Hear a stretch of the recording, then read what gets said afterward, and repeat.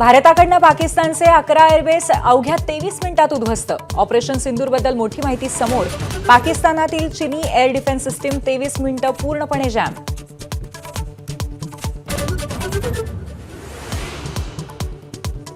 Operation सिंदूरच्या यशानंतर संरक्षण मंत्री राजनाथ सिंग जम्मू काश्मीरात. श्रीनगर एअरबेसमध्ये जवानांची भेट. बदामी बाग कॅन्टॉन्मेंटची पाहणी. सिंधू पाणी वाटप करारावरती पाकिस्तानची प्रथमच चर्चेची तयारी. भारताने करार स्थगित करण्याच्या निर्णयाचा फेरविचार करण्याची विनंती. नद्या कोरड्या पडू लागल्यामुळे पाकिस्तान गुडघ्यावर.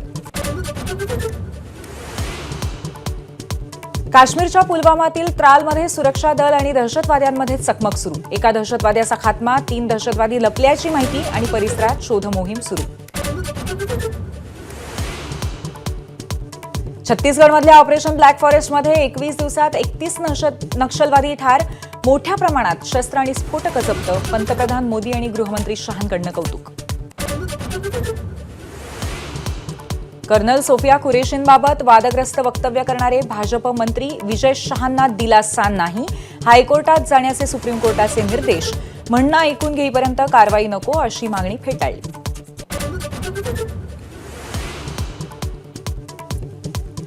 पुण्यामध्ये तुर्की सफरचंदावरती बहिष्कार घालणाऱ्या व्यापाऱ्यांना पाकिस्तानातनं धमक्या.